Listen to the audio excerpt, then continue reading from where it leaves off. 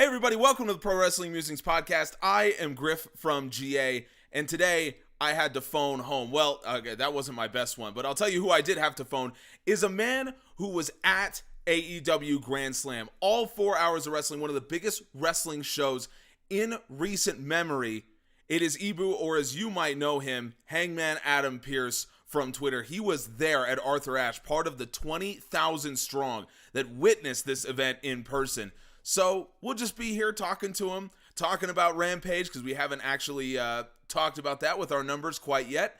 And you know, we'll just be having a good time. So, you know, throw any questions you might have for, again, someone who was there. Just throw them in the chat. We'll answer them, and we'll have ourselves a good time. Ibu, thanks so much, man. And first thing before we do anything is I want to ask you, what really was the biggest pop in those 4 hours? Well, first of all, Griff, thank you so much for having me. That was a hell of an introduction right there, man. That was top class. I try. Man, yeah. The biggest pop, honestly, dude, it was just the opening minute or two of Danielson and Omega. Like when we went live with the Dynamite theme song, like dudes are already standing up going crazy, and we didn't know what the opener was gonna be. And when so the way it's like when you're there, you know, we obviously don't hear commentary, but the big display screen like up above in the middle, like above the ring, it shows you the TV feed, right?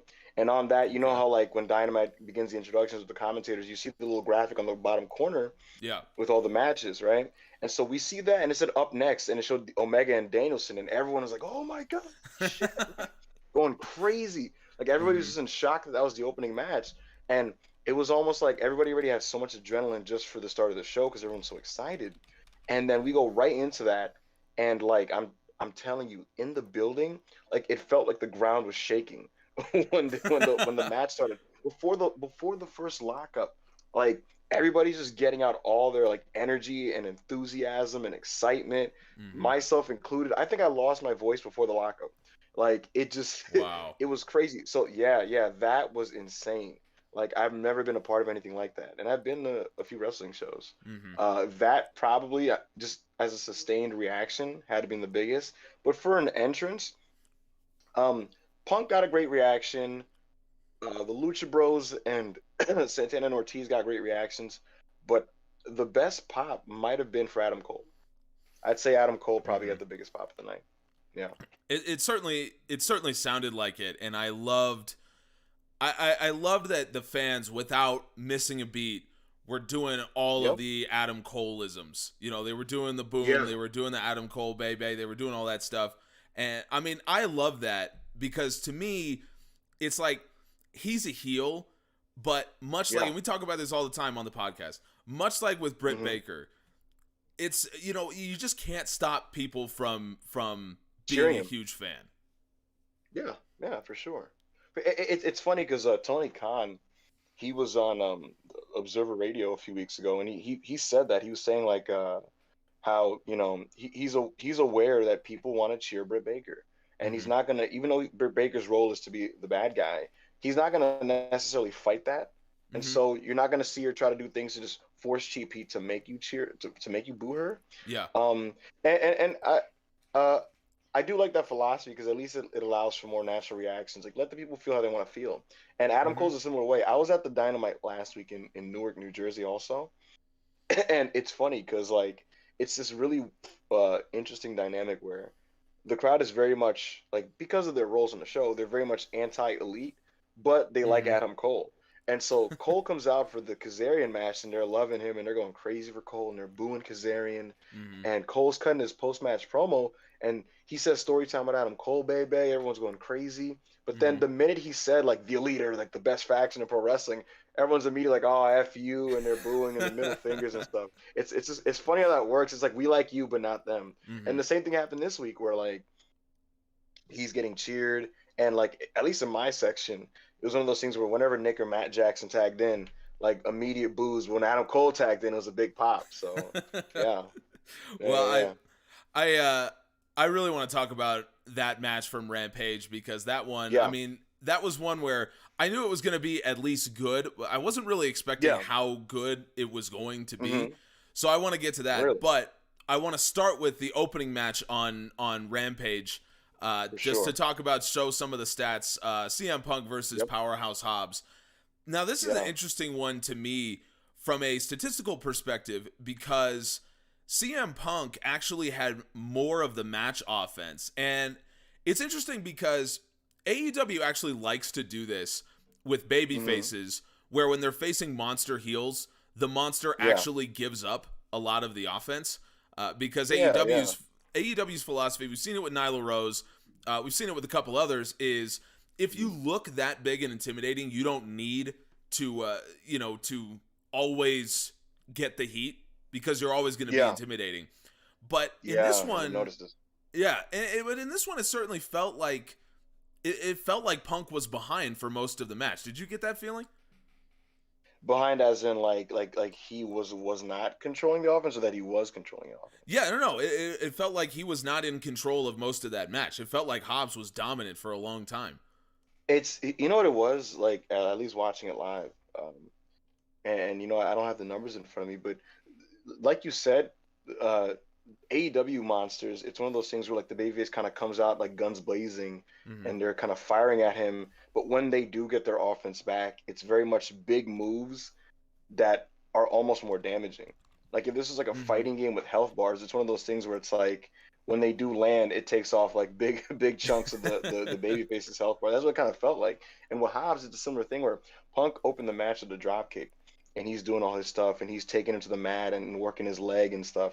But like Hobbs did that kind of that running cross body on him, or things like that. Like to me, it felt like Punk was dictating the pace for the majority of it, but whenever Hobbs did land offense, it was more impactful offense. And that's why Punk had to kind of be very crafty and elusive, because when Hobbs, did kind of land stuff, like it was really devastating, kind of like I said, the cross body, or eventually like that really, really great spine buster towards the end of the match. Oh, I love Hobbs' spine buster. I love a good spine buster. It's phenomenal. In general. It's phenomenal. It really is. Yeah, the GTS, the spine buster spot was great.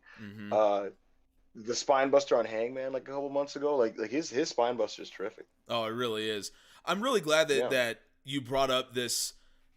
I never really thought about it before. Like, the heel, each individual move does more damage. It really is dependent on the babyface's selling, and CM Punk is a great seller, especially of offense. He's like really, that. Really good at selling, yeah.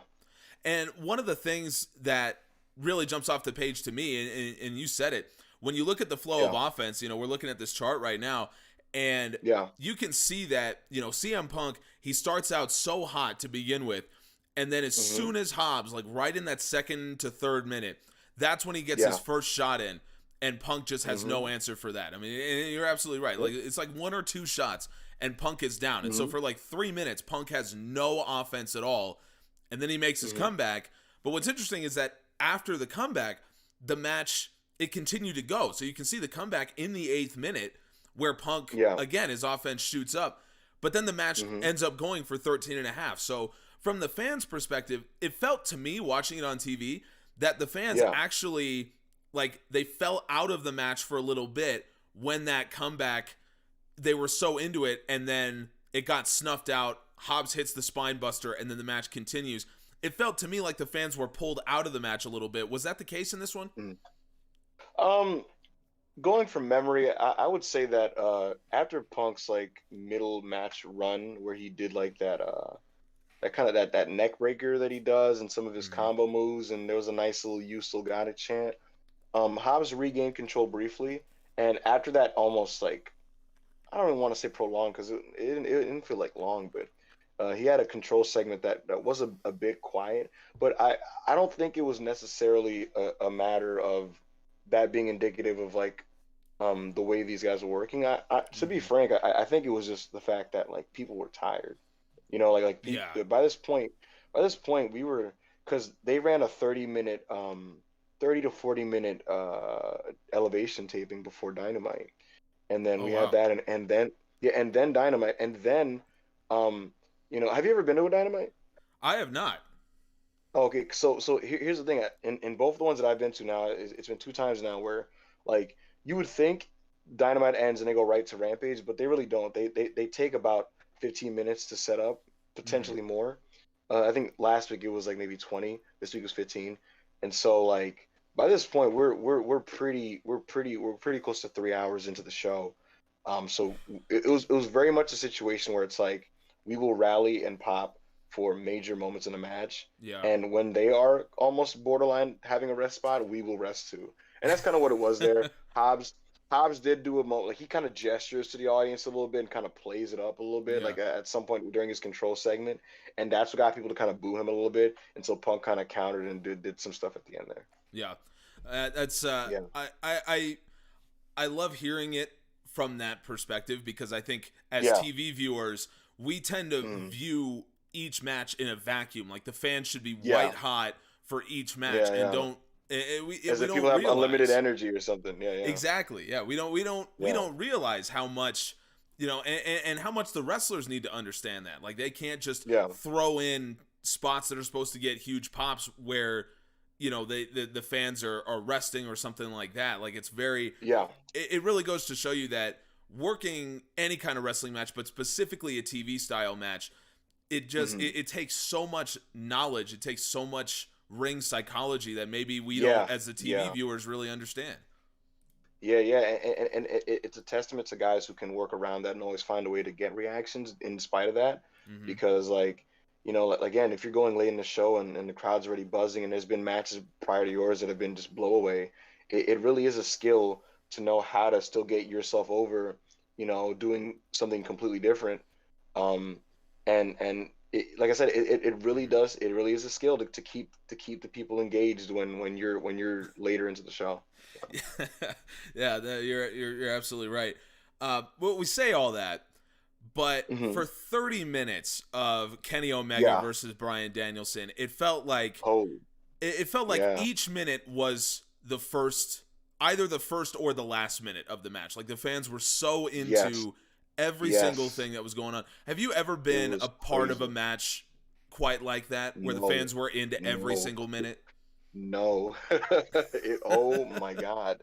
Dude, like so we're gonna put out the roundtable for Grand Slam soon, and I Mm-hmm. wrote it there, but man, like when you're in the building, I had no sense of time watching that match. Like it was like we were frozen. Mm-hmm. I don't know how to explain. Like it's like we were watching this match, and just minute by minute, spot by spot, everybody was so engrossed in what was happening, and it was one of those things where, and I saw some people say this on Twitter, so I guess it was similar on TV. But like when you're in the moment, like it went so fast. When Justin Roberts says over the PA like 5 minutes remaining, and we Mm-hmm. all literally were like, "Wait, what? Like, wait, are you serious? It's been 25 minutes?" Because it felt like we were just going, and not in a bad way, but it felt like we were just getting started almost. And Mm-hmm. even in the match, kind of feeling like it was just getting started. It was already phenomenal. Um, like we were so into everything. There's an amazing bit that didn't make TV in the States. It was during commercial, Mm-hmm. but Omega does the running. He runs all the way down the ramp and he does the first V trigger on Danielson. Right, Yeah. Danielson slumps over to the outside, and we go. I when I watched this when I watched it back, I realized this was during the commercial, but he does that V trigger and Danielson just slumps to the floor, and everybody's Mm-hmm. like, "Oh my God, holy crap!" Because the thing with Brian is he's so smart. He knows that we know about his neck issues and his Right. concussion issues and everything. And Yep. so he plays to all our worst fears and concerns about his health. And so he's slumped over there. His hair is drooping over his face. He looks like he's literally like his bell is rung. The camera zooms in on him. They're doing a 10 count. And we've seen Kenny do V triggers to guys, and they seem like they're shooken up, but they kind of get back and do something immediately. But with Yep. Danielson, he fails to make the count of 10, and Omega, he kind of he kind of makes a face like, oh snap, he's not gonna get back, and he kind of breaks the 10 count, comes back in, and Omega almost played it in this borderline like this is a shoot way, as in like it was the way he did it was so brilliant because he breaks it in a way where it's like, oh my, is this guy okay? All right, let me break this because I can't break, we can't end the match. But Mm-hmm. obviously this is all part of the match, and it really made you like, oh my god, is this guy okay? Like I think Omega had to break the 10 count like 2 times, and Wow. Omega, like, yeah, and then like the ref is tending to Danielson, and it's like, oh my God, is this guy okay? And Omega drags him back into the ring, and right as you're coming out of commercial, Omega's trying to get him up for like a power bomb or some kind, and Danielson, his body drops like a sack of potatoes, and everybody around me is like, oh my God, there's like a girl in front of me like about to cry, like it's insane. Everybody was just so engaged. My brother, I told my brother like during this point, I was like, we're about to see one of the greatest babyface comebacks of all time. Like as Danielson's like selling like that, and we did like the fire at the end of the match, and just the war these guys had, the physicality. You could, Yeah. I don't know how, but I think that there's a mic underneath the ring. I'm not totally sure, but you can hear the chops and the kicks, and everybody's Yep. just so into it, Yep. and like time is running out, and we're all desperately hoping this match is a finish because like you're hearing 5 minutes remaining and 1 minute remaining. You're like, oh my God. And the funny thing about it is time elapses and it's a draw. But it like the people, am I allowed to curse on this? Yeah, absolutely. No, right? Oh, okay. So like you would think that you'd think that like when the time elapsed, people were like, oh man, this is fucking bullshit. But no, Mm-hmm. it was more of a damn, that was so good. Why couldn't I have Yeah. 10 more minutes? Like it was that kind of thing rather than like a fuck AEW, like no, it Yeah. wasn't that type of response. It was like, oh my God, that was incredible. Can we have like 5 more minutes? 10, 20, please? Yeah, you're like Um a you're like a kid begging your parents to like stay yes, outside or whatever. yeah. Like just 10 Yeah, more minutes, please. yeah, and what didn't come off on television that was very much a thing, at least in my section, was um everybody knew Danielson's Ring of Honor quirks. They chanted that you're gonna get your fucking head kicked in like Yeah. multiple times at the beginning of the match. Yeah, Um, that we heard on TV for sure. oh, you did? Cool, cool. Yeah. Yeah, yeah. You could hear it faint. Like when I watched it back, you could hear it faintly, and I guess because I know when it took place, it almost felt like I was hearing something that maybe wasn't there because I just knew it happened. Um, but yeah, we popped for that. We popped for the I have until 5 when the ref was counting for him to break the hold. Mhm. We popped for the cattle mutilation submission. Like I Yeah. literally stood up and gave like a standing ovation when he did it. Uh, we were just losing our minds, man. Like, that was, like I said, it was like a sustained just electricity from minute Mhm. 1 to 30, and that was just tremendous. It's one of those things where, like I said, the gravity of the moment wasn't lost on me watching the match, Mhm. but it's also one of those things where like the more I think about the match and the more I watch it, the better it gets. Like I Mhm. don't do star ratings like in person at all, Yeah. but like in my head, I kind of felt like, oh, this is about like a 4.5 to a 4.75, like in the moment, right? And Yeah. then I just thought about it more, and I was like, probably it might be even better. Then I rewatched it. I'm like, no, this is if anything's 5 stars, this is a 5 star match. And like I Mhm. said, to this moment, like it, you're great when for me, I don't actually rewatch wrestling matches that much, especially like Mhm. recent ones. I don't go back and watch a lot of them, but I find myself compelled to go back to this over and over again over the last few days. And that tells you just how much detail that these guys put in their matches and how Yeah. much they put in their work. So I can't say enough positive about that match. It was phenomenal. We were so into it. We were going crazy, losing our minds. Yeah. Literally, like I said, we literally gave everything we had watching these guys give everything they had. And it was one of those things where it's like, man, I don't know what could follow that, but I'm tired. And the only reason we didn't die right off is because Tony Khan in the Ultimate Flex putting CM Punk right after Danielson. It was like, well, we got to pop for this too. All right, get up, everybody, get up. I figured that's And what that everyone, was. yeah, and everyone kind of gets them out of their chairs, pulls their phones out and stuff. And yeah, Mhm. so for sure that was just the biggest sustained reaction of the night. Yeah. Well, that's Yeah, watching it, I had the same reaction where I was like,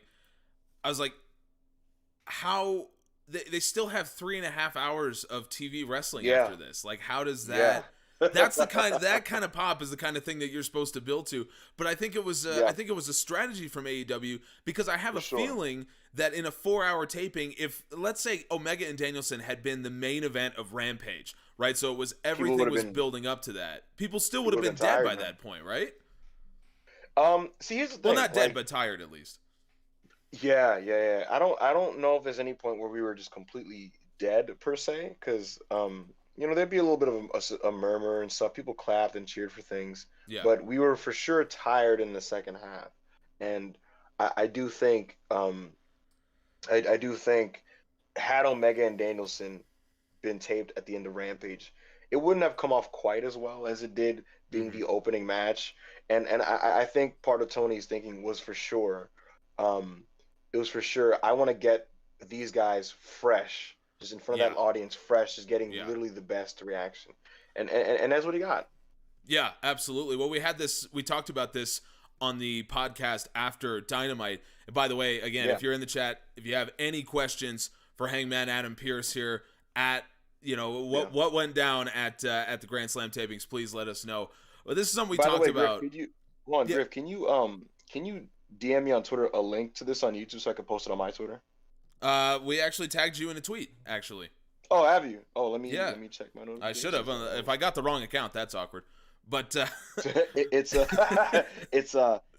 backup Hangman. Yeah, that's the one I got. All right, we cool. All right, so I'll take that and tweet that while you're talking. Go ahead. Yeah, absolutely. Thank you for that, by the way. Yep. So one of the things that we did talk about was the fact that, and we had someone in the chat who asked this question: that would it have been better if they had held Omega versus Danielson for a pay-per-view? Like, did it actually hurt it that it was on TV? And the answer that we all came up with was no, it actually helped, because you were already hyped for this match. But, and this is something that I'm going to talk about in a video we have releasing on the Pro Wrestling Musings YouTube channel about this match, saying the expectations were so high that I think they had to come out and prove that, yes, the expectations you have for this match are well founded. I mean, we can we can hit those, and in some cases we can exceed those. So to me, it felt like what Tony Khan was thinking, what AEW was thinking, was let's give them our best match in front of fresh fans, and even if downstream we might not get the reactions in the third and fourth hour that maybe we could have gotten if we structured it a different way. At the end of the day, this match is going to be memorable, and it's going to prove to people that this is the kind of thing that we can give you in AEW. Griff, can you hear me? Yeah. Dude, I'm so sorry. I have to take a 2-minute phone call. It's my boss. Yeah, dude. No problem. All right, I'll be right back. Yeah. One thing that I want to say while Hangman Adam Pearce here takes a little bit of a break. One thing that I think stood out to me about the whole event, the whole 4 hours of the event, is just the fact that it felt like AEW really had a great grasp on how they wanted to structure it so that the fans never felt like there was too much happening or that the fans, died at any point. And this is something that, we'll talk a little bit once he gets back. But I think one of the best things that AEW has done is understand their own fans. And so they'll give you a match where they want these huge reactions. They want big pops. They want that noise. And then they'll follow that up with not really a resting match, but more of a, we understand that this match does not need to have pops all the time. This does not need to be Omega Danielson. It doesn't need to be something like that, right? But they won't do any two of those in a row. So you won't have fans just absolutely blown out after, two matches, or you won't have fans just bored to hell after a couple straight like heel heat matches where the fans are not going to get super involved. And I think a great example of that was on Dynamite, where you have Danielson and Omega for 30 minutes. The fans are going absolutely nuts. And then you have a Punk promo right after that.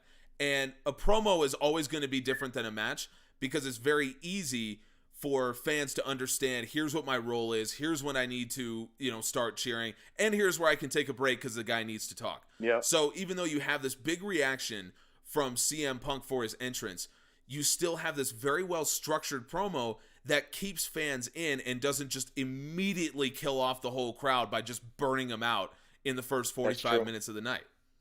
Can you hear me, Griff? Yeah. I'm so sorry for that. I just No, got no problem, man. Impromptu phone call from my boss, but no problem at all. I'm here. I was hearing you kind of explain like just how Punk was able to kind of just just masterfully basically work the crowd to react to his promo. Yeah, dude. Phil's is great, man. Like CM Punk, he's just like it's like it's funny because I'm not that I'm a negative Nancy, but I'm the guy that when I watch things, I try to like constructively point out things that maybe could be better. But like really, so much of the show, it's you're just watching pros. You know what I mean? You're watching pros who know what they're doing.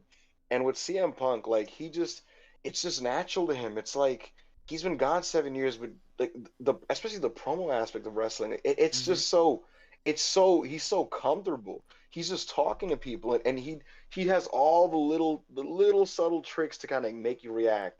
Like for example, emphasizing the words pro wrestling when he says pro wrestling is back in New York City, knowing that's going to get the big reaction. Things like that. He, like I said, it was a flex and it was a stroke of borderline genius to have him follow that amazing match, because it's like there's nothing that could really follow that. But let's draw out the best in the world and see what happens. And we were hot for that too, because it's like, funny thing, when I got into the venue, one of the things that was chanted before we went live was just CM Punk. If you were just chanting it actually, look, and even when I was in Newark, when Punk was on commentary, people chanted Punk during like before the show went live, and during every commercial break, because he was on the commentary team, we kept chanting CM Punk, hoping he would acknowledge us like from the commentary table. But yeah, like for his promo, I mean, look, we sung Cult of Personality. People were filming him. The venue was so large, I couldn't actually hear him that well at the beginning. Like when I was there live, I actually didn't even hear the line of how do you follow that. I had to watch it back on TV. But that was partially because people were just chanting CM Punk so loudly around me. I couldn't hear him. Yeah. It became hard to hear on TV too for that same reason. Yeah, I noticed this also like last week when MJF was speaking in New Jersey. I could barely hear his promo because everybody was chanting "Shut the fuck up" so loudly that like that's all I heard. It was drowning him out. But yeah, Punk's promo was great.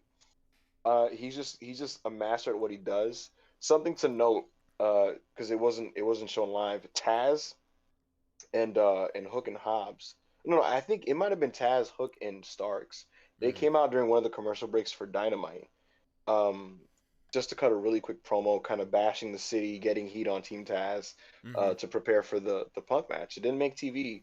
But one of the things also to note was, I don't know if this is because we'll see going forward, but for the live fans, he came out to War Machine by Kiss, which was his ECW theme song. Oh, wow. And yeah. And I popped for that. And I was wondering, like, is he coming out to this licensed song because it's commercial break and like it's not gonna be on TV, so it doesn't matter. So we'll find out what the next time Team Taz comes on TV. Like it might have been one of those things where Tony's like, just play it, who cares? It's for the fans, it's for the live fans. It doesn't matter. No one's gonna notice. It might be one of those things. Yeah. Because it wasn't broadcast anywhere. And we'll find out soon enough. But the Punk thing was it was good stuff. Yeah, absolutely. Before we move on, this is a question from Craig, the god of all stats over at Pro Wrestling Musings. So something that he wants to know is how the time limit of the Danielson Omega match was communicated to the crowd. I mean, you mentioned that Justin Roberts gave a 5-minute warning. We did not hear that on TV at all. You didn't hear the 5? Wow. No, I didn't, and everyone on the podcast a few days ago that was talking about, none of us heard anything. So did you hear the 1-minute warning? I don't think so. I heard something that I interpreted as a 1-minute warning because I thought it was Justin Roberts' voice. But to Yeah. me, what it was, as someone who mixes audio on TV for a living, to me, what it Yeah. was the mixer just said, you know what? No one at home gives a damn about what Yeah. Justin Roberts is saying. Let's just, the crowd is hot. Let's keep the Yep. crowd. Let's keep the crowd sound high. And if we drown Yeah. out the time, we drown out the time. But did Yep. you guys? Did the fans live know the time situation? Was it shown anywhere? How many announcements were there made? So to answer Craig's question, like there wasn't any like clock on the Titantron or anything like that, because I mean obviously that I think if you do something like that, then it's gonna telegraph like what the finish is almost. But yeah, we're watching a match. We're so into the thing. Time is going by so fast. We have no sense of time. Like I said earlier, like we're literally just frozen in the moment. And I had no clue how much time was elapsing because the match was just so structured. It was structured so well, and it was so engaging. Oh yeah. Like you can tell when a match feels long, right? And this one didn't. It just kind of was going. And Roberts came on the PA to say like 5 minutes remaining. And it was like I said earlier, the reaction wasn't. It was just kind of a huh? Like we're 25 minutes deep already? Really? Damn. And then towards the end we got a 1 minute. Now I'm like questioning myself. It might have been 40 seconds remaining, but I'm pretty sure it was 1 minute that he gave us. But we got two warnings. We got a 5 and we got one right in the final minute. Okay. So yeah. And the thing is, it's funny. I didn't mention this earlier though, but when there was 1 minute remaining, I turned around to a guy above me, and because we were communicating the whole match, because like there was a guy sitting above me who was like super like ROH Bryan Danielson like super fan, right? And like me and him were like speaking the same language the whole match. We kept pointing, we kept kind of like anytime like one of us would do like one of Danielson's quirks or whatever, we would kind of turn around to each other like pointing and stuff. Like yeah, like with the you're gonna get your fucking head kicked in, or the I have until 5, or popping for the cattle mutilation. We just started like you. And in the final minute, we both kind of looked at each other like time limit draw. Yeah, it's gonna be a time limit draw. And so a lot of us in our section fully, like, it was a pretty educated crowd, especially in my section, and we were very much aware of the situation and how this is a dream match, but because of the circumstances, almost like you can't really have the champion take a loss here, and you can't also beat Danielson in this first AEW match, right? So likely Hangman is the guy who's eventually going to beat Kenny for that belt. So the most sensible finish that you can take in this situation is a time limit draw. And given the way the match is structured and how we were alerted to the time and how there's a minute left, like we knew pretty much like, yeah, the time limit draw is going to be the finish here. And like I said earlier, the reaction wasn't oh F this, man, AEW has screwed us over. No, it was very much like, oh my God, man, like if only that could go longer. That was so freaking good. Yeah. Oh my God. Yeah.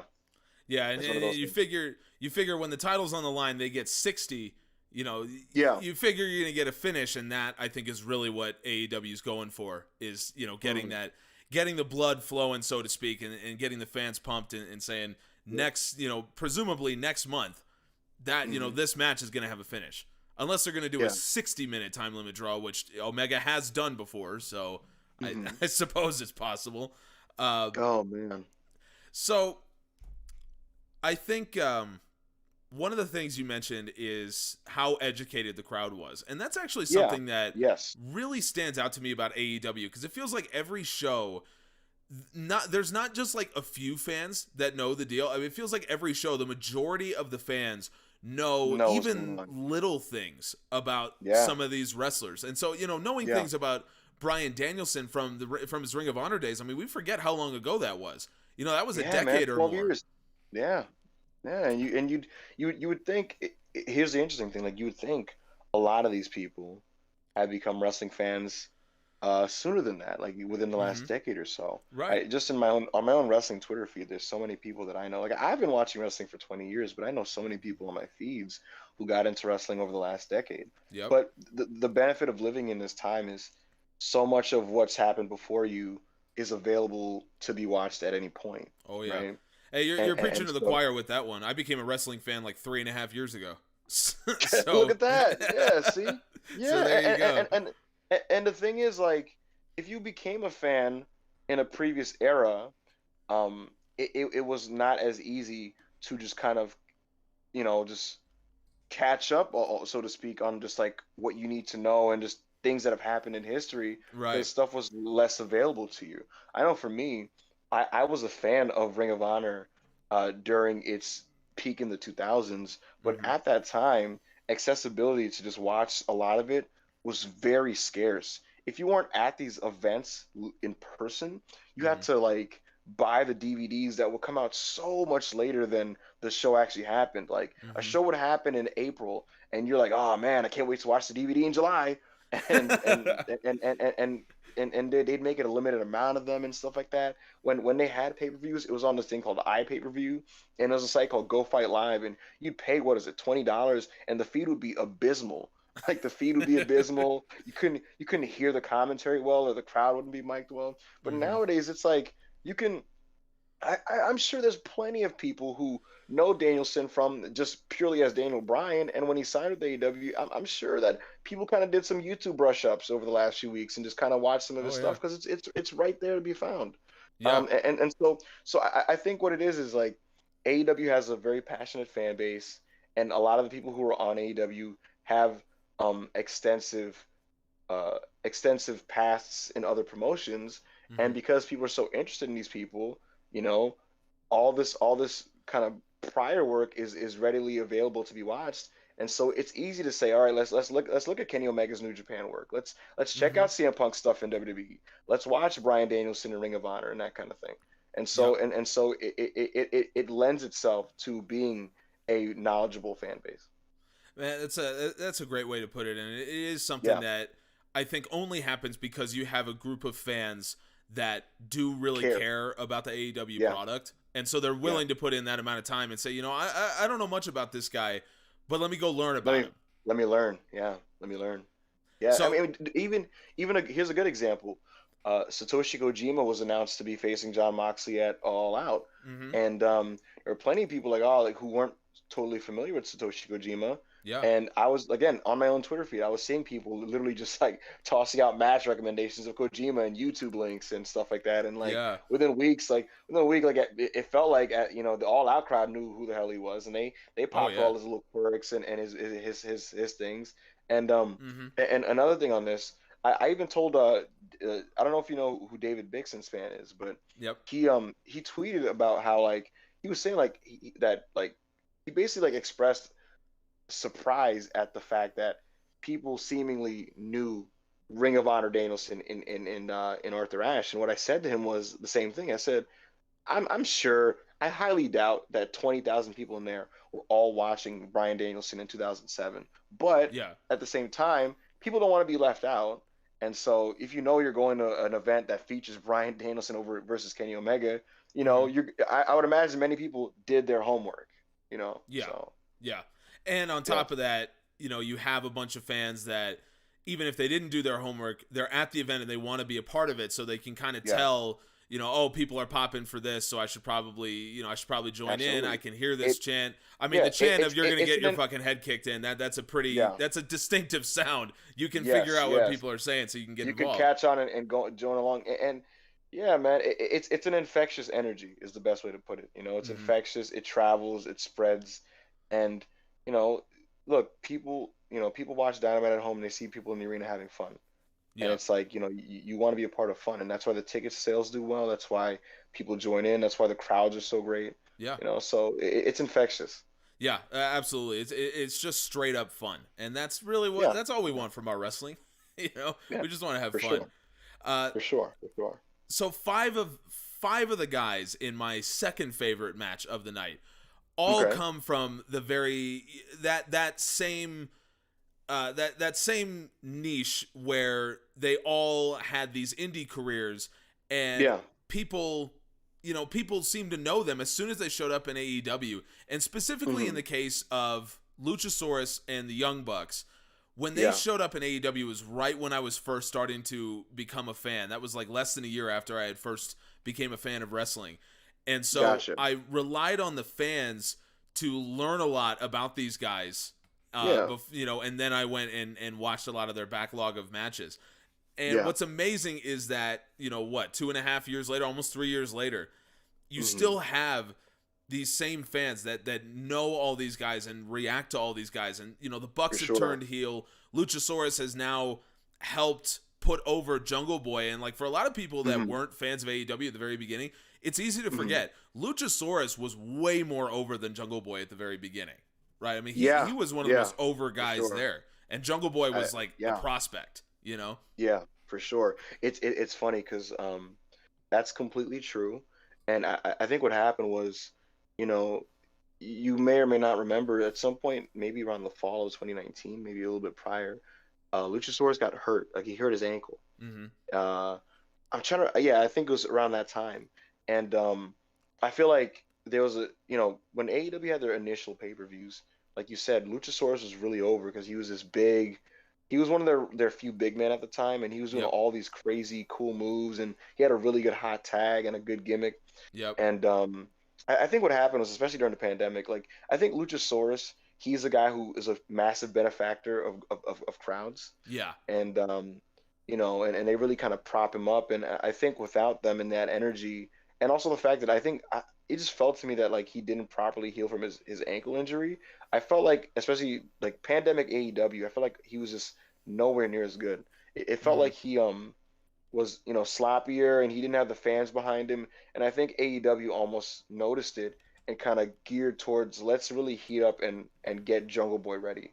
And that's when he became more of the priority. But what's becoming more apparent now that AEW's back to touring is people still love Luchasaurus. Like, he gets over so big in these live arenas. And it was no different. It was no different at Arthur Ashe. Like, we're at the arena, and, like, people are just waiting for Luchasaurus. And the match was smartly structured to build towards his, you know, big hot tag, where he just did all kinds of insane stuff with the tail whips and the choke slamming one guy into another guy and all this other stuff. It was like video game Kane, like, just the way he was wrestling is the best way I could put it, you know. And man, I you know, he had a great hot tag here. He had another really great one a couple weeks ago on Dynamite, where it was the Lucha Bros, not Lucha Bros, the Jurassic Express versus the Young Bucks there. And it really just makes you think, like, man, like, you know, maybe, because again, I know that they want to heat Jungle Boy up, but maybe they shouldn't, because, like I said, they were kind of not drifting, but they were kind of focusing more on Jungle Boy rather than the Jurassic Express tag team. But they may have to make the decision to really heat them up as a team again, because Luchasaurus right now, like, he's back in the same groove he was in before his injury. Yeah, I absolutely agree with that, and let's talk about that hot tag, because that was it to me had everything that a great hot tag should have. I mean, you had the anticipation, and Jungle Boy is such a great seller, right? He went to the CM Punk Bryan Danielson school of selling, right? School of selling. It's so easy to buy him as a babyface in peril, not even in peril, just like getting his ass whipped, and so he sells that. You have a couple hot tag cutoffs. It's classic Buck stuff. They always do that, and it's always good. So you have the anticipation for the hot tag. You have the tag of the big pop. You have the multiple moves. You have the fans getting involved. You have one dude running through three guys.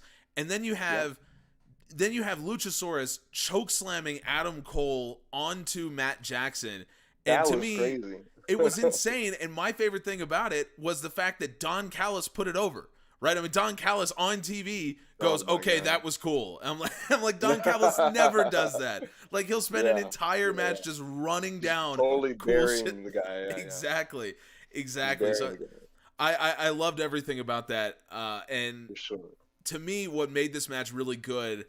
Similar to the Punk Hobbs match, is that when you look at the flow of offense, you can see exactly where the hot tag happens, right? It happens in between the 5th and 6th minute, because you go from the Jurassic Express not having any offense. You go from the babyfaces having 0 offense in the 5th minute to the Super Click having 0 offense in the 6th minute. So that's where your hot tag happens. And then the match continues for another 5 minutes after that.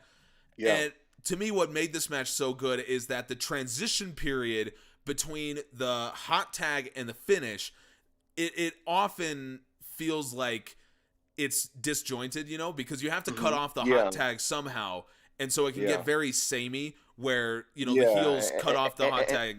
and sometimes it actually hurts the match. Yeah. Yeah, absolutely. But in this case, it really didn't. And I think the key Yeah. is you can see right in the eighth, ninth minute where both teams start from a very similar place offensively, and then Mm-hmm. both of them rise and fall, basically mirroring each other. Right? They rise at the same time, they fall at the same time. So the match is getting fast as both teams try to get their stuff in.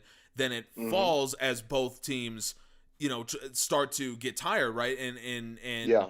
there's tag blocks and there's reversals and Simon Miller calls it the tag team klaxon, where all the guys are hitting their singles moves on each other. Yeah. Everyone just runs in and gets their shit in. Yeah, exactly. And then you have finally the finish where eventually, the Super Click gets Luchasaurus alone, and they need they need the Panama Sunrise, which always gets a huge pop, especially when it's a man that big who's taking it, like Luchasaurus. Yeah, exactly. So you get the Panama BTE Sunrise, trigger. the BTE trigger, and then the Boom, I think it's called now. Yeah, now they're calling it the Boom. Yeah.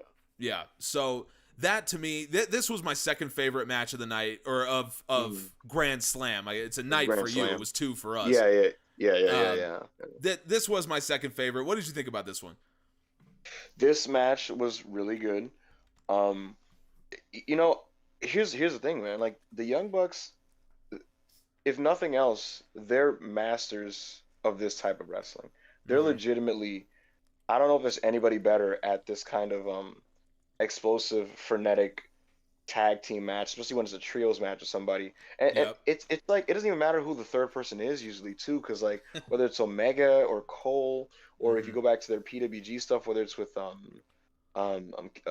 Kevin Steen, like they are legitimately excellent at this kind of borderline lighthearted, entertaining, like just kind of boom boom boom explosive frenetic, high octane tag match, multi-man tag match. They're really good at it. They're really good at eating shit. They're really good at being goofballs. They're just really like they are experts at this type of wrestling. And the funny thing is, like for me, I wrote this in the roundtable. I feel like it almost comes off better when you're there live, and I mean this in the most positive and praising way possible. It's kind of like being, I guess, at the circus, because like you literally, because it's like every 2 seconds you're just seeing something super duper impressive. Like, you're like, what the hell? You're turning your head in a different angle every 2 seconds, just saying wow to things, and so like it is very much like a fireworks show that you're at live, when you're seeing these guys doing all kinds of stuff, moonsaults and super kicks and double super kicks, and someone's getting speared on the ramp, and then a Panama Sunrise happened here. It's like you literally, your head is on a swivel and you're just turning in a different direction, and something is happening somewhere. And so for me, I would say, I think live it was my third. It's funny. I have a different order of my favorite matches depending on the version of the show I watch, whether it be live or the TV viewing. Because I've watched the show back on TV, and live, it was my third favorite match. And you'll be surprised that my second favorite match live was it was Santana and Ortiz and the Lucha Brothers versus the HFO. But a lot of that match a lot of the best parts of that match got cut off by the commercial on TV. Unfortunately, really? and it was a lot better live for that one, especially since like I'm an East Coaster, and they got the great hometown pop, and the energy around me was phenomenal. And the Buck match was, like I said, third live. It was third best match live. On TV, it is also my third favorite match also, but the order is different. My second favorite match on TV would be the Sting match. But like, it was the thing is, it was as good as I expected it to be. Like I wrote on Twitter, like before I went to the show, I said, like, let's be dorks here for a second. What matches do you think on this card will be 4-star matches? And that was one of the ones that I just knew. The Young Bucks and Adam Cole, like they can't have anything that isn't really good. Like I don't I agree. I can't think of a Young Buck match that sucked. Especially in AEW. In AEW, like whenever they go on TV, they're gonna give themselves like 10 to no, they're gonna give themselves 15 minutes, and it's just gonna be balls to the wall. So Yep. yeah, it was a great showing, and the biggest takeaway to take of it is Tony Khan. Let's get these trios titles, man. What are we doing here? I was thinking that exact same thing. That I'm Yeah, watching this yeah. thing and I'm like, there's rumors about there's going to be a secondary women's title. I'm like, Yeah. okay, so I mean that's fine because there's a lot of talented women in AEW, but to me that who just could be feels doing like more? it feels like something to just appease the people on Twitter that are constantly complaining about Yeah. the women's division, and so they say, oh no, look, Sure. we have a second title, so whatever. To me, Yeah. just have a second good story, and I don't really Yeah. care. A trios True. title, True. I think, actually really improves the show because what it does is it actually makes Yeah. trios matches really mean something. And Yeah. for my money, no one in the world, and I'm including promotions in Mexico that specialize in this kind of thing, no one in Yeah. the world does trios matches better than AEW, Better than in AEW. my opinion. Dude, trios matches are often a highlight of their programming, Yep. and they have so many good trios, and they have such a full roster of guys, and it's always going to be a constant struggle to balance everybody and feature everybody. It just feels like an easy way to kind of organize that better. Mm-hmm.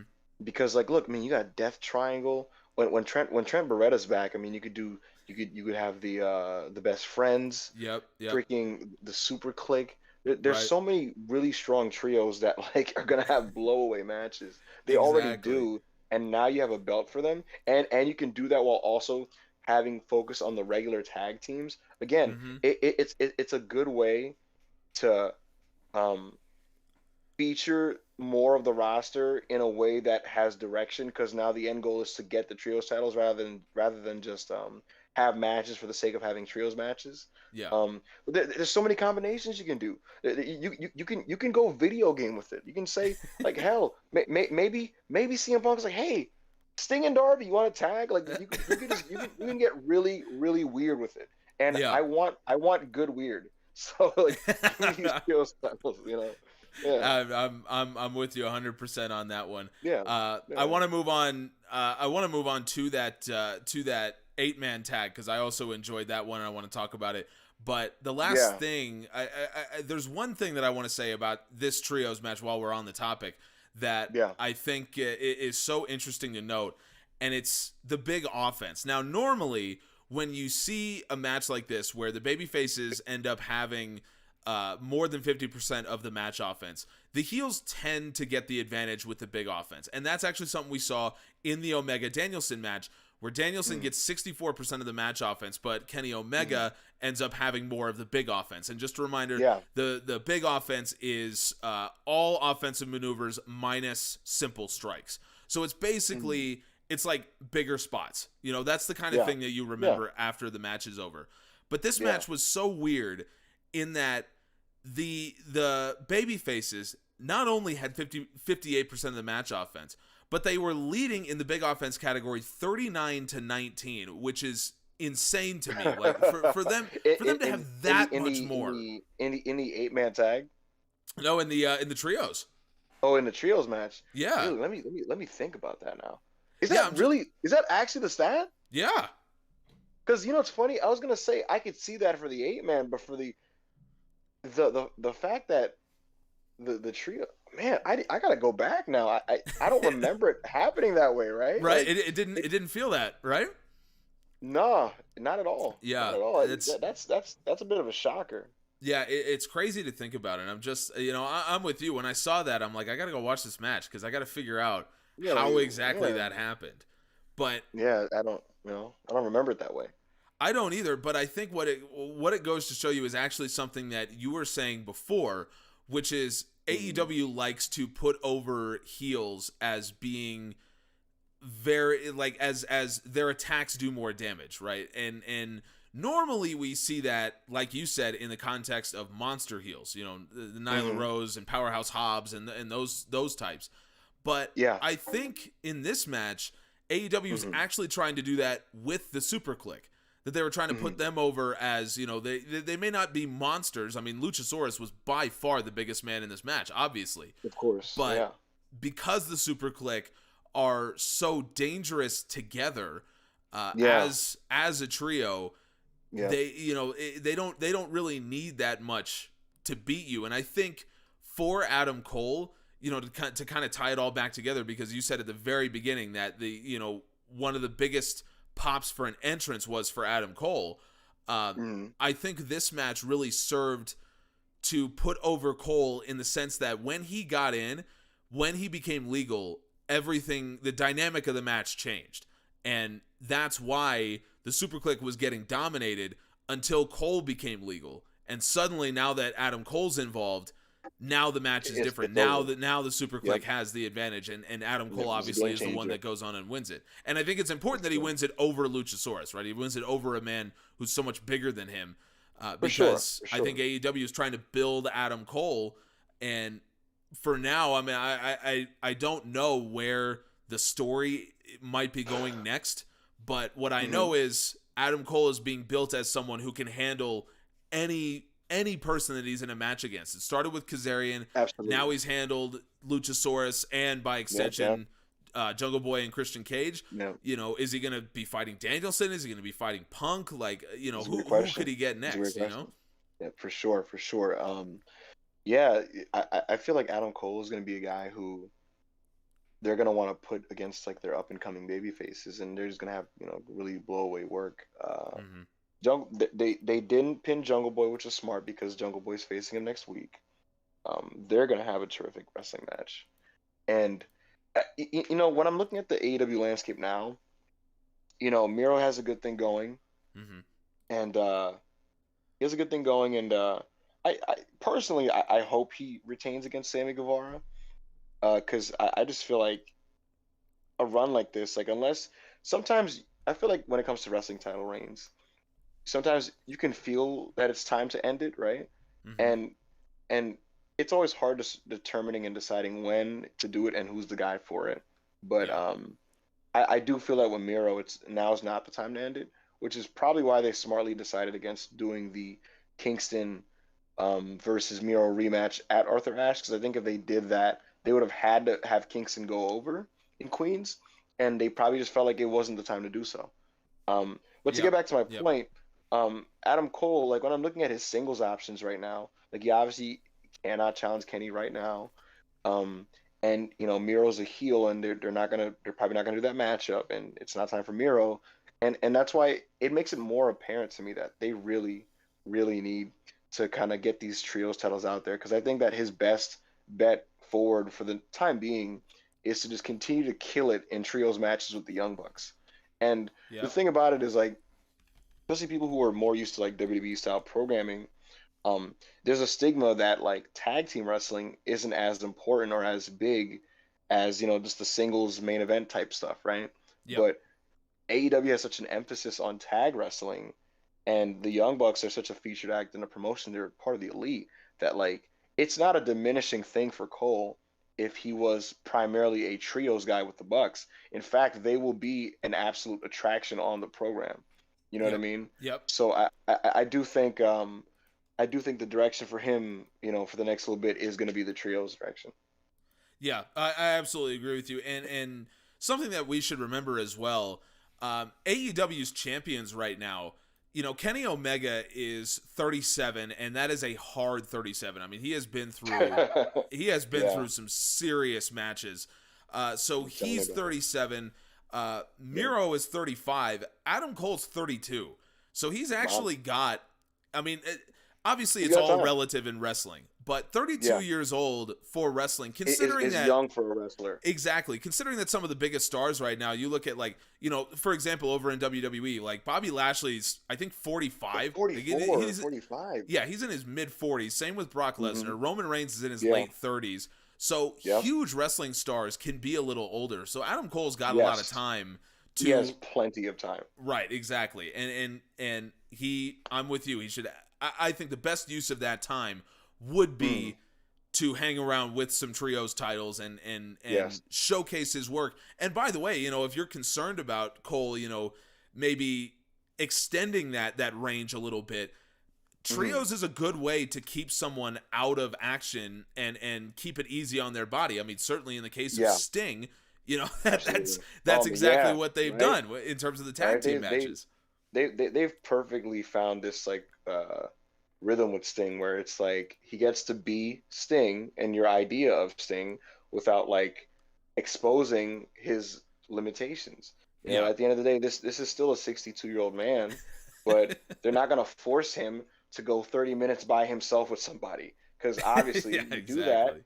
and it's like, man, what happened to Sting? He's old, he's this and that, he shouldn't be wrestling. So no, they're Hmm. not stupid. They're not gonna do that. They're gonna have him hot tag and do the Stinger splash and the death drop and the death lock, and you get to continue to keep your idea of who he is, you know what I mean, by protecting him in that way. And Yeah. it's smart. It preserves him. It keeps, you know, like again, wrestling is about presentation, in my opinion. Hmm. That's the key to really everything, right? Yeah. And it's like, yes, he's 62, but you don't see it with the face paint, and you don't see it in his wrestling because they don't let you see it. You know, Yeah. that's the key. Wrestling is about hiding deficiencies and emphasizing and accentuating what they can bring to the table. And so Yeah. that's how they've done that with Sting. As for Cole, can Cole go 40 minutes? Absolutely. You know Oh what I yeah. mean? And he's one of the best wrestlers in the world. But it does protect him and keep him.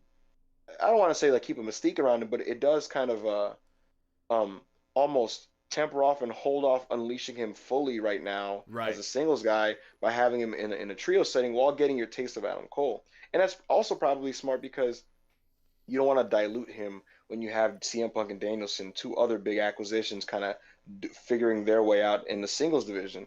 And Yes. so you can do that and then get the most out of Cole in a different situation that doesn't dilute the other two big stars. And then Hmm. once maybe they kind of go in different directions, that's when you can almost basically spring Adam Cole on everybody as a singles guy and say, all right, here it's time to kind of really get the chains off him. Yeah. And so it's smart how they're playing it in that regard. Yeah, I agree 100%. And let's not forget as well, in the case of Cole, that even though he is 32, he's relatively young for what Yep. big stars in wrestling tend to be.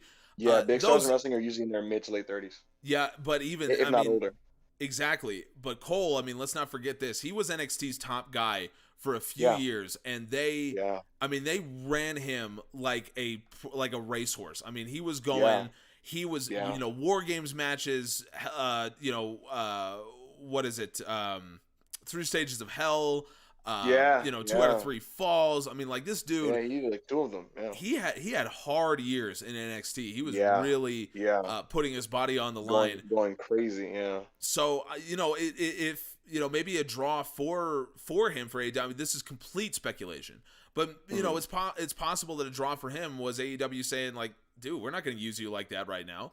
Like we, it's we don't we don't we don't we don't need you to completely carry the torch. You yeah, know. exactly. We don't need you to go an hour in a 3 Stages of Hell match. We got Exactly, other guys that can do that, and so exactly. you don't need to be the one. You're going to go out there. Yeah. The fans are going to pop massively for you, and you can do hmm your thing. Go stream on Twitch. Do whatever you want to do. Exactly. Play, you play, know? play, play your video games. Have fun. You can still stream with Xavier Woods and those guys, and Yeah. and then give people last shots every other week on Dynamite. Yeah, And exactly, that's it. exactly. It, You it know? seems like a great use of Cole because the Yeah. fans will love Adam Cole at least for Yes. the foreseeable future. That's not going to go away. Absolutely. He's red hot. He is super over. He has a great theme song. Hmm. I mean, yeah. Life is good for Mr. Cole It right now. definitely is. Uh, Yes. And he gets to be around his girlfriend. So yeah, good for exactly. him. Well, hey, that's another plus as well. I guess depending on who Exactly. you ask, but I would say that's a Yeah, plus. right. Yeah. True. um, That's a good point. so let's talk about that. Let's talk about the 8-man tag. Yeah. Let's talk about the tag champs not defending their belts on AEW's biggest TV program. This is Yeah. it's an interesting call to me because you have them defend on Rampage last Yeah. Friday, and you Yeah. Against the don't Butcher and the Blade. right, and you end up putting them in an 8-man tag where their titles aren't on the line. I'm still not quite sure how I feel about it because they are so good in terms of work rate. They are one of the The Lucha best Brothers, tag yeah. teams. Yeah, the Lucha Brothers. They're one of the best tag teams in the last 20 years. Maybe one of the They're best phenomenal. tag teams ever. Phenomenal. Yeah. No. So They are one of the best tag teams ever. I mean, the Lucha Brothers are great. So from your perspective, Yeah. from where you were sitting, Mm-hmm. was there any indication that the fans were disappointed to see them used this way as opposed to, just in a tag match with the titles on the line, or do you feel like people forgot about that because you had the hometown Santana and Ortiz and you had the fans popping for that? Frankly, no. So in both the Dynamites I've been to, the Lucha Brothers are really, really over. Like Mm-hmm. I knew they were over, but it was a bit of a revelation to me to see in person how over they were. Um, and I knew Santana and Ortiz were gonna get the hometown pop, and it very much came off to me when I was there that people were just happy to see them. Mm-hmm. Was the way I could explain it. They were just happy to see them. Um, would I have liked a big, drawn out Lucha Brothers tag title defense on the show? Of course. I mean, more Lucha Brothers is a positive, right?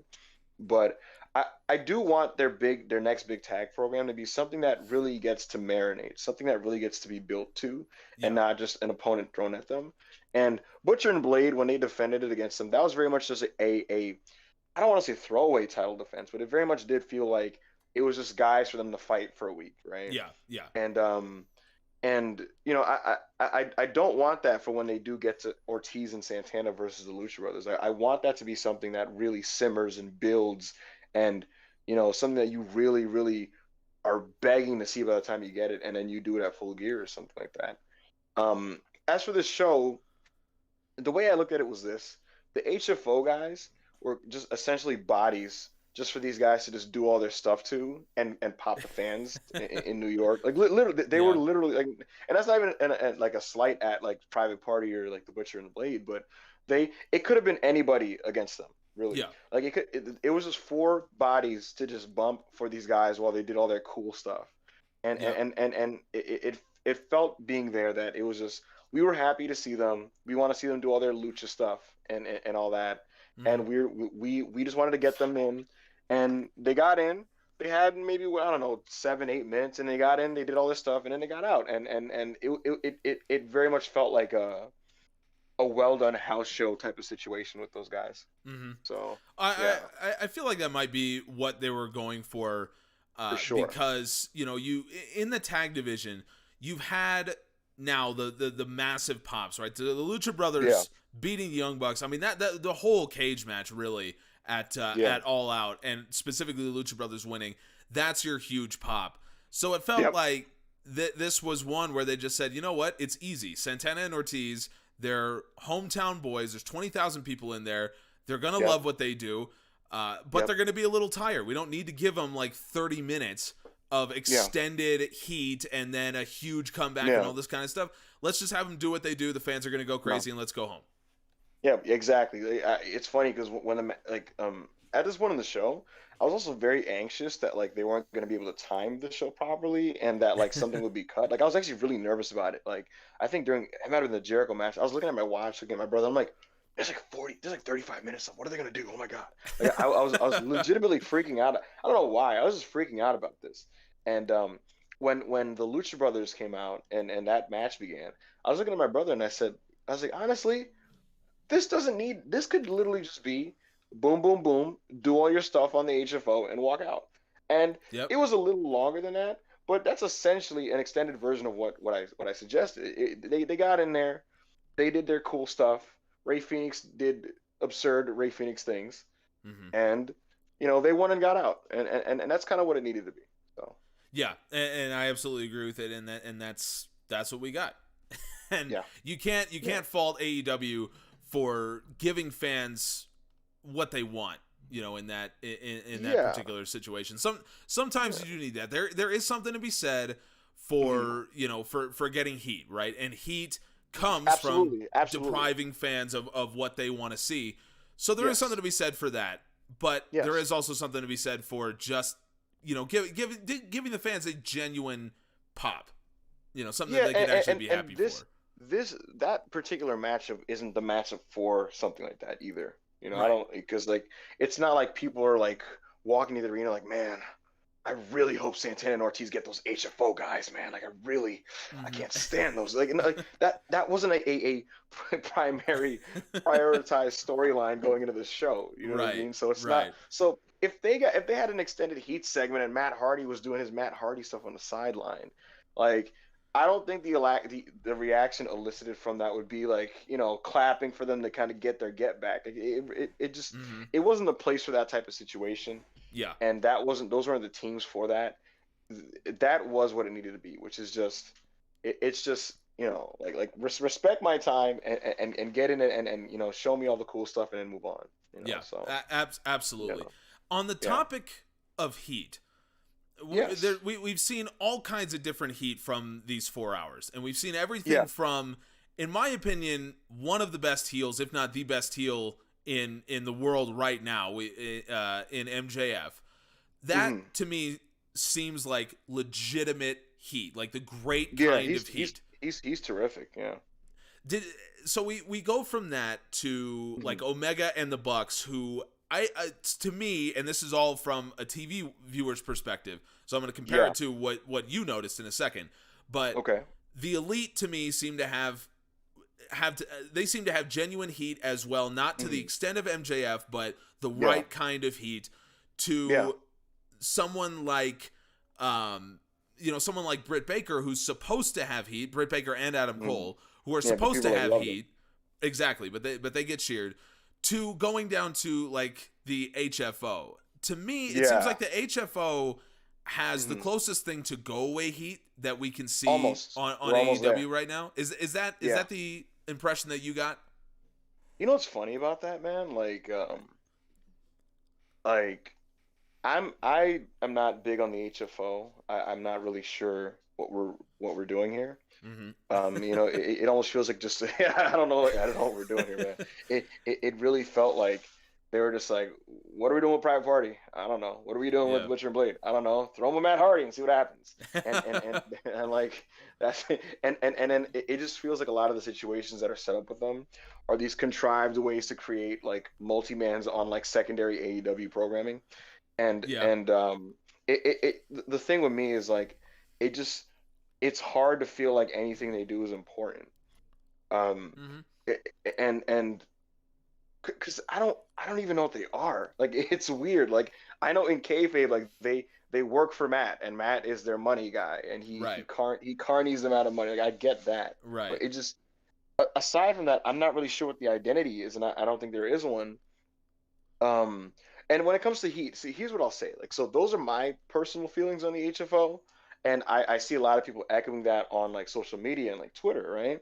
But in the arena, it hasn't been prevailingly negative in a like this is completely garbage. Get this off my like show type of thing.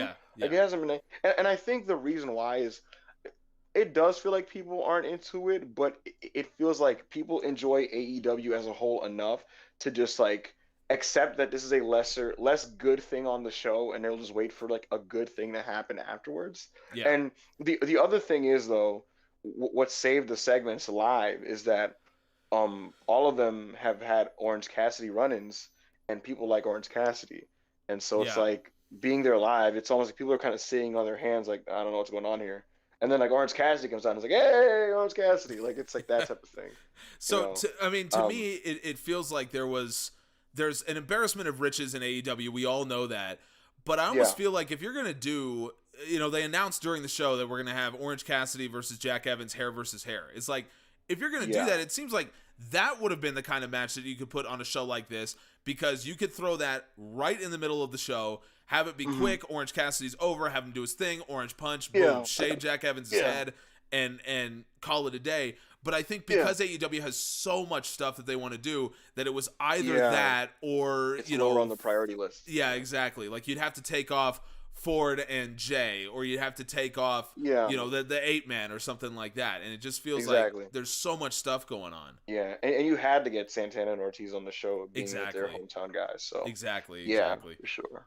Speaking of Penelope Ford versus Anna Jay, that to me, that match is the closest I ever got to legitimate like go away heat with the HFO, just because I did not need Penelope Ford to win this match. I didn't need her to do as It well wasn't. as she did in this match. It wasn't good. Yeah. It was, to me, I'm like, it was very simple going in. Like, she cheats. She cheats before. She knocks out Anna Jay. She knocks out Ty Conti.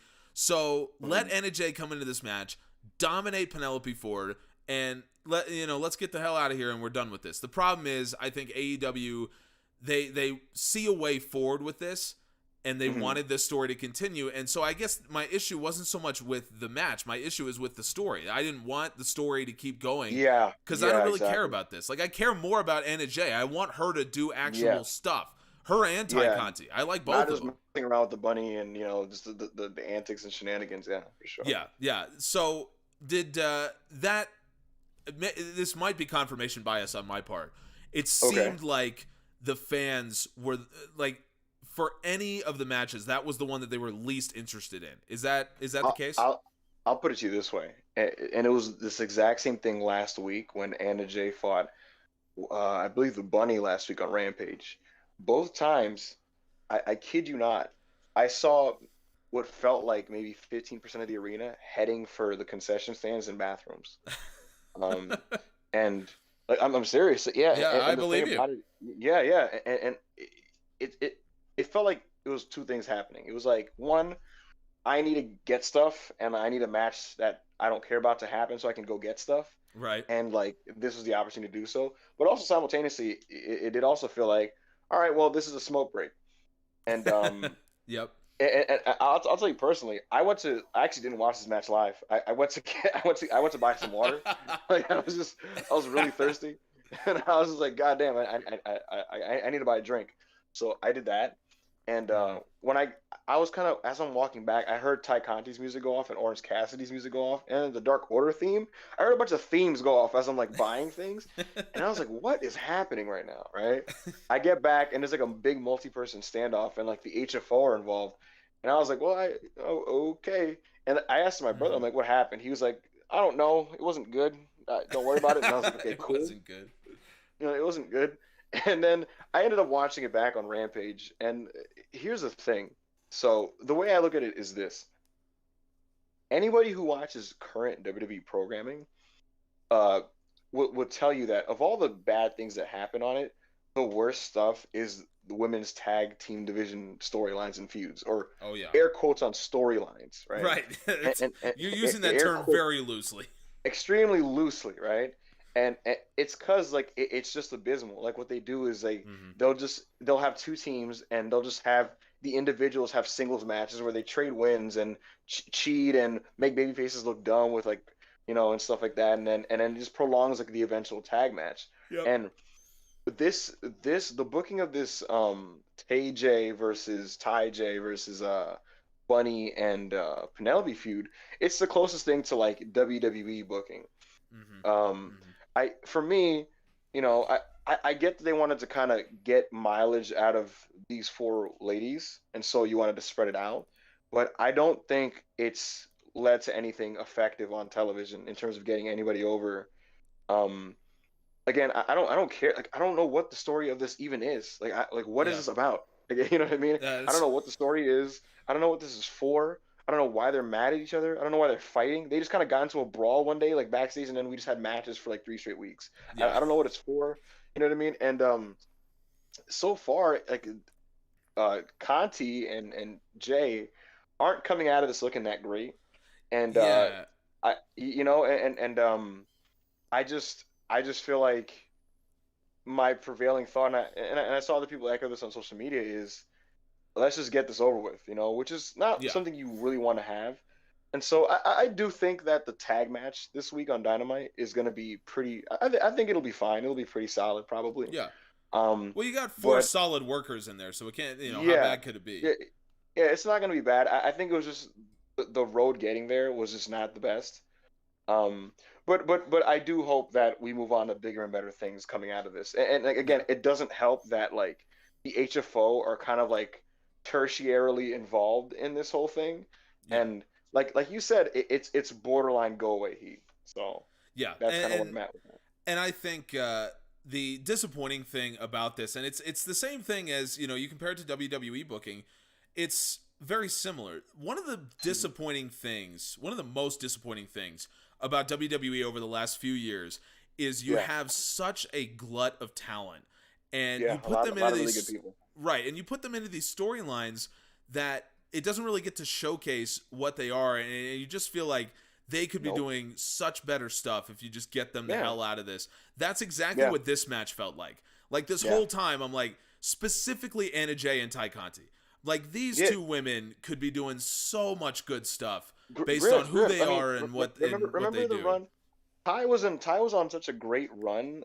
I want to say maybe April, maybe somewhere around, like, in the build up to her match with Hikaru Shida. I felt that she was coming into her own in a way that, like, at the time I was like, they have a top babyface star on the women's division right now. That's how I was feeling about Ty. And then they kind of cooled her off by, like, not really featuring her a lot on television, and, like, you know, they kind of got her back on, and she's kind of doing this kind of middling stuff. And I don't know if it's that my opinion is changing because of just how she's being presented, or if it's just like she's not being used to her potential again. So again, like, I do, that does strike me. I do hope that you know, coming out of this, we really kind of get her going again. I think one of the most popular videos that we've ever done on the Pro Wrestling Musings YouTube channel is about Ty Conti, and about how the way that she's presented is it was so effective because you don't have to suspend your disbelief with her, right? I mean, she presents herself, she fights in such a way that people just get drawn to her. And and I think great babyface intangibles is the way I would say it. That's I couldn't put it better. And I think I think what the mistake that AEW made is understanding in this particular case, they've made one mistake, and it's that you don't have to have your babyface cut really long promos and, you know, do all this kind of stuff. Your babyface can just have, exactly like you said, intangible characteristics that people are drawn to, and that's okay. Now, in the long term, you're going to have to figure out something to do in the promo game. So either Ty gets better with the promo, not saying she's bad by any stretch of the imagination, but either she increases her promo game to the point where, you know, that becomes at least serviceable and she can be pushed, or you give her a mouthpiece. I think Anna Jay is a great promo.